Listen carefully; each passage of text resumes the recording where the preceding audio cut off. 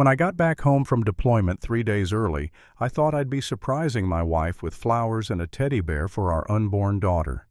Instead, I came home to fire raging, consuming, and alive. My house was burning to the ground, and inside it was my pregnant wife. And standing on the curb watching with a smile was Karen, the HOA president, who thought she owned the entire neighborhood. The smell hit me before I even saw the flames, gasoline, and burning flesh. I'd smelled that before in war zones, but never like this. Never when the battlefield was my own front yard. I slammed the brakes, abandoned my car in the middle of the street, and ran. Neighbors just stood there, phones in their hands, filming, maybe no one moving, no one helping. My throat ripped open when I shouted, "Emma." I kicked the door in. The heat hit like a wall of fists, the air thick, black, clawing at my lungs. I dropped low, just like I'd been trained. Crawl under the smoke. Move fast. Think later. I knew the layout by heart. Living room stairs, second door to the right. The floorboards creaked and burned under me. Then I heard a cough, faint and dying, from upstairs. The stairs were half collapsed. I climbed anyway. My uniform caught fire halfway up, but I didn't care. I've been shot at, blown up, ambushed. Nothing compared to the thought of losing her. She was on the bedroom floor unconscious, her belly round and heavy with our baby. "I've got you, Emma," I whispered. "I've got you both." I carried her out, my arms burning my back, blistering glass slicing through me as I crashed through the window and hit the ground outside. She was barely breathing. I screamed at the crowd, "Call an ambulance." Finally, someone moved. Sirens howled in the distance. When they took her away, I followed, covered in burns and blood, refusing treatment until I knew if she and the baby were alive. At the hospital, they cut her clothes away, shouting codes I didn't understand. "Emergency C-section," one said. I stood there useless, me, a Navy SEAL trained to save lives, and I couldn't save my own family. When the doctor finally came out, I couldn't breathe. "Your wife's alive," he said, "but she's in a medically induced coma. Your daughter, she's premature, critical, but alive." I nearly collapsed. Her name was Hope, and right then that was all I had left, hope. When they finally let me see them, it broke me. Emma wrapped in bandages, machines breathing for her. My daughter barely the size of my hand, fighting for each breath in a plastic box. I sat there all night whispering to them both, promising I'd never leave again. The police came the next morning.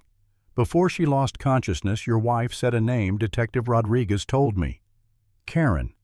Can you tell us who that is?" "Karen Hutchinson, president of the Maple Grove HOA.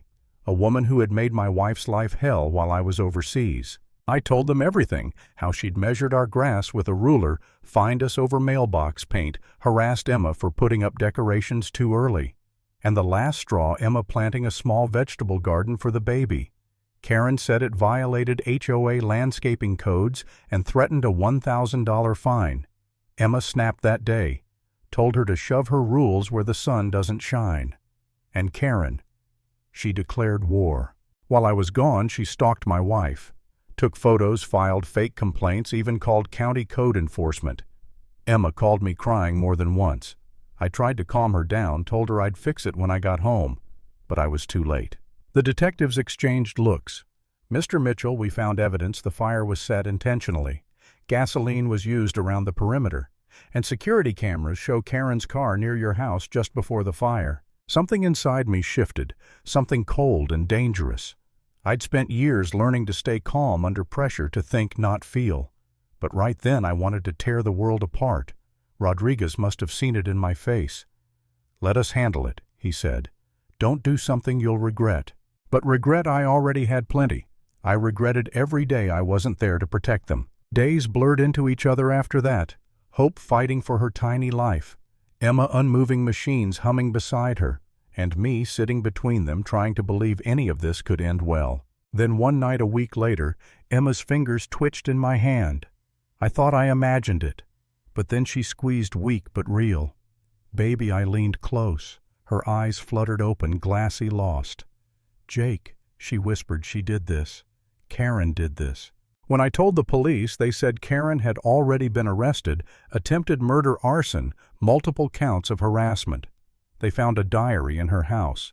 She'd been keeping files on several families she'd driven out before us. Photos, schedules, notes about how to cleanse the neighborhood of rule breakers. In her last entry, she wrote that she would teach the Mitchells a lesson.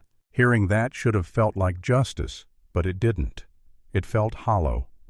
She was sitting in a cell while my wife couldn't walk, while my daughter struggled to breathe. For a while, I started questioning myself. Maybe I was cursed. Maybe this was karma for the things I'd done overseas. I'd seen too much death, and somehow it followed me home. I'd sit in the hospital chapel at 3 a.m., staring at the ceiling, wondering if God even listened to soldiers like me. Then one night, Hope's monitor beeped differently. The nurse smiled. "She's getting stronger." Around the same time, Emma whispered to me, "Don't let her win." And just like that, I found my reason again. Not revenge justice. Karen's trial came 4 months later. I'd seen monsters before, but none looked so ordinary. She sat there, cold hair pulled back, acting like she didn't understand why she was there. Emma, still scarred, testified anyway. Her voice trembled at first, but grew stronger with each word. "I begged her to stop," she said. "She told me I needed to learn my place." Then she poured gasoline around my home. The courtroom went dead silent. I could see even the jurors shifting, disgusted. The defense tried to claim she'd had a mental break, that she was under stress, but everyone saw through it. When the verdict came guilty on all counts, Karen finally cracked. She stood up screaming, calling us liars, saying we deserved it. The judge's gavel slammed down over her shrieks, and I felt something inside me finally. Release. 50 years in prison, no parole. That's what the judge gave her. She'd die in a cell alone. But justice didn't end there. A lawyer named Margaret took our case against the HOA itself, arguing they'd enabled Karen by ignoring repeated complaints. We won $2.3 million and a complete dissolution of the Maple Grove HOA. The neighborhood crumbled after that. People stopped pretending to care about standards when they realized those standards had nearly killed someone. We bought a new home outside the city. No HOA, no neighbors telling us what color our mailbox should be. Emma designed everything: big kitchen, wide porch wind chimes, and a vegetable garden twice the size of the one that started it all. But I'll be honest, winning didn't erase the scars. Every night I'd wake up hearing the fire crackle in my dreams. Emma would bolt upright, gasping for air. Some wounds don't heal clean, they just fade into the background until something stirs them again. Months passed. Hope grew stronger. Emma started writing again, sharing her story online to help other victims. I tried to move forward too, took a job as a security consultant. But then one day, Emma got a letter from prison, from Karen. She said she'd found God, said she prayed for our daughter. She wanted forgiveness, even had the nerve to ask for a photo of Hope. I thought Emma would cry. Instead, she tossed the letter into the fireplace and watched it burn. "She doesn't get my forgiveness," she said. "She doesn't get anything from me ever again." That was the moment I realized my wife was stronger than I'd ever been. I'd wanted revenge. She chose peace. Not forgiveness, but peace. The kind that comes when you stop giving your pain to the person who caused it. Years went by. Karen died in prison just as the judge predicted. Her house was bulldozed. The spot where our old home once stood turned into a small community garden. Poetic, really. The thing she hated most became what replaced her. Sometimes when I drive past that place, I stop and look. The grass is taller now, wildflowers growing through the cracks. I can almost hear Emma's laugh, see Hope's little hand waving through the car window. People ask me if I believe in justice. I do, but not the kind that comes from a courtroom. Real justice is quieter. It's waking up every morning next to the person you almost lost and knowing she's still here. It's watching your daughter grow up laughing, unscarred by hate. It's choosing to live when someone tried to take that choice from you.